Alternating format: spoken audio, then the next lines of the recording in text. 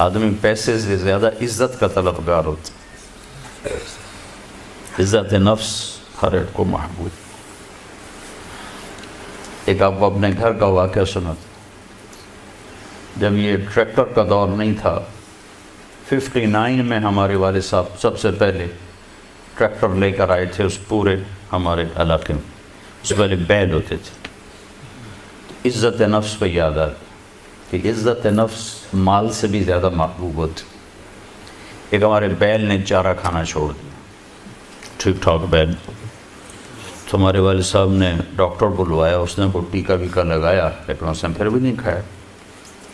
تو ایک ہماری برادری کا دیسی حکیم تھا، اس کے پاس اس زمانے میں راستے تو ہوتے نہیں تھے، تو والد صاحب نے گھوڑے پر نوکر کو بھیجا جو اس کو اٹھا کے لایا۔ اس نے بیل کو دیکھا،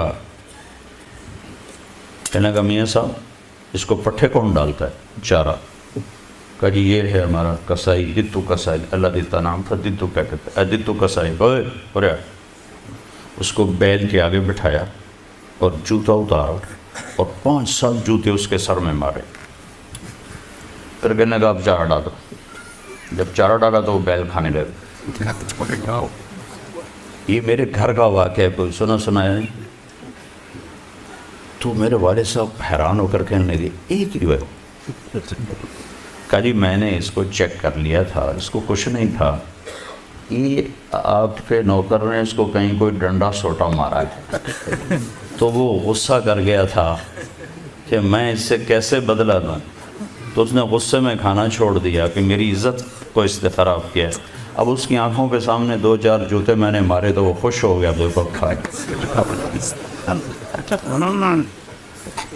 عزت کی طلب کوئی ناجائز نہیں ہے، یہ انسانی ضرورت، مال کی طلب ناجائز نہیں ہے، انسانی ضرورت۔ ہاں اس کے حدود ہیں، اس کے اندر تو ضرورت ہے، اس کے باہر پھر کوئی کہیں تکبر بن جاتا ہے، کہیں ظلم بن جاتا ہے، کہیں زیادتی ہے، حدود کے اندر تو۔ ایک حدیث سنا دیتا ہوں، اس مسلمان کو عزت دینا کتنا ضروری ہے۔ میرے نبی نے فرمایا 1 روپیہ سود کھانا 36 دفعہ زنا کرنے کے برابر۔ 1 روپیہ یعنی 1 پاؤنڈ سود کھانا 36 دفعہ زنا کرنے کے برابر تھا۔ اس کے بعد آپ نے فرمایا اور تمہیں بتاؤں سب سے بڑا سود کیا ہے؟ جب 1 پاؤنڈ کا سود 36 دفعہ زنا کے برابر ہے تو آپ نے فرمایا اب تمہیں بتاؤں سب سے بڑا سود کیا ہے؟ الاستطالۃ فی عرض المسلم، مسلمان کو بعزت کرنا سب سے بڑا سود۔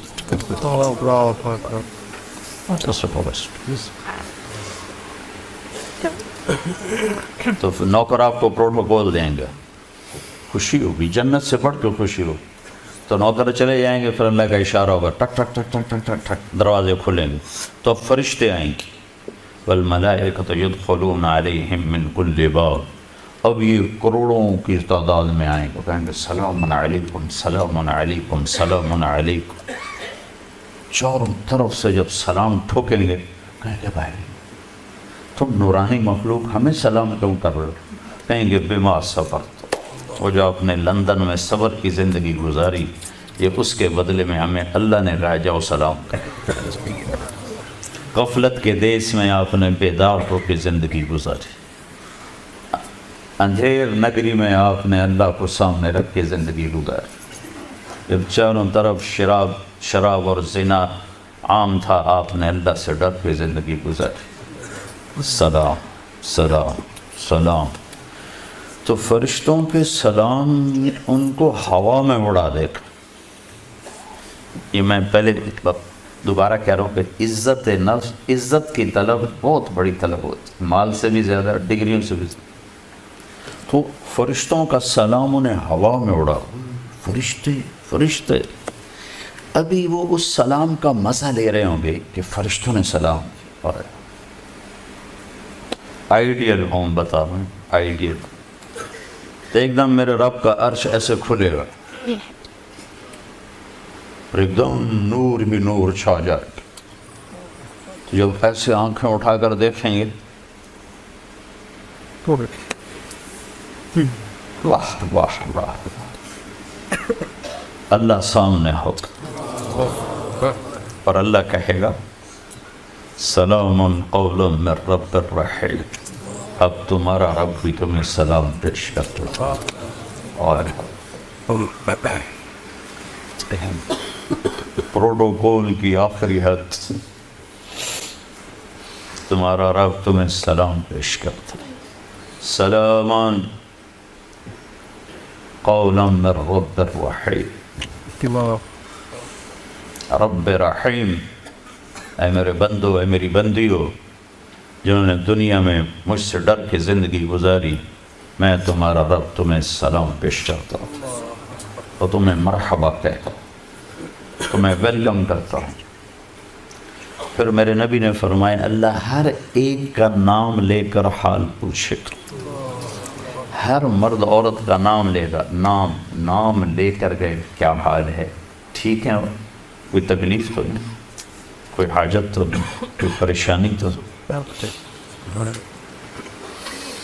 تو جب یہ اللہ کو دیکھیں گے کہیں گے یا اللہ ہم تو تیری عبادت ہی نہ کر سکتے، ہمیں تو پتہ ہی نہیں تھا تو ایسے حسن و جمال والا ہے، کیا یہ ہو سکتا ہے کہ ہم تو یہ ایک سجدہ کریں جیسے لندن میں کرتے تھے؟ یہ وہی کہہ سکیں گے جو نماز پڑھتے تھے، جو نہیں پڑھتے وہ کیسے کہہ سکیں گے؟ کیا یہ ہو سکتا ہے کہ ہم تم ایک سجدہ کریں جیسے دنیا میں کرتے تھے؟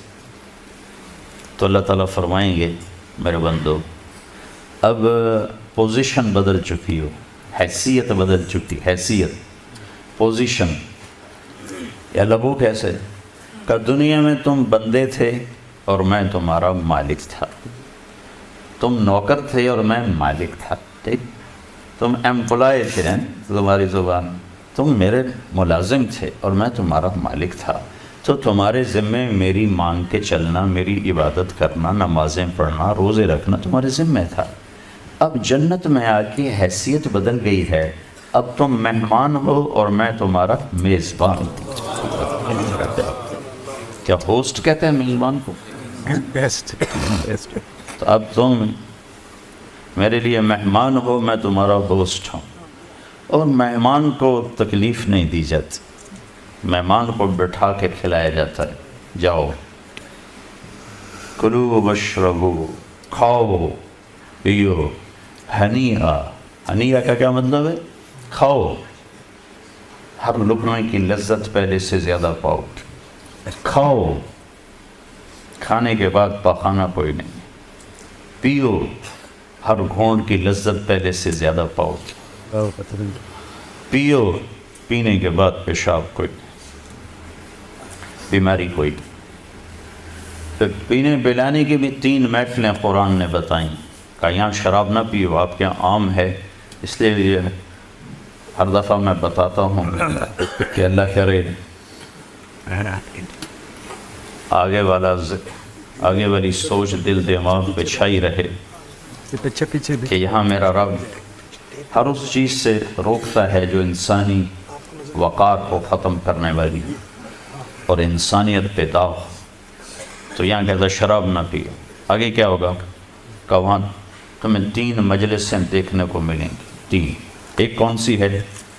ان الابرار یشربون من کاس کان مزاجها کافورا، وہاں دیکھو گے نیک بندے بندیاں خود اپنے ہاتھوں سے ڈال کے پی رہے ہوں گے۔ یہ جنت کا سب سے چھوٹا درجہ ہے، کیسے ڈالیں گے پیئیں گے، ڈالیں گے پیئیں گے۔ ایک درجہ اس سے اوپر ہے VIP، وہاں کیا ہے؟ وَيُسْقَوْنَ فِيهَا كَأْسًا كَانَ مِزَاجُهَا زَنْجَبِيلًا، وہاں ان کو خدام پلا رہے ہوں گے، سرونٹس، نوکر، فرشتے نوکر ڈال کے پیش کریں اور سامنے حاضر کریں، یہ ریچ، یہ ریچ، یہ ریچ، یہ ریچ۔ ایک VVIPs ہوگا، سب سے اوپر کا درجہ، وہاں کیا ہوگا؟ وہاں ہوگا وَسَقَاهُمْ رَبُّهُمْ شَرَابًا طَهُورًا، وہاں اللہ خود پلا رہا،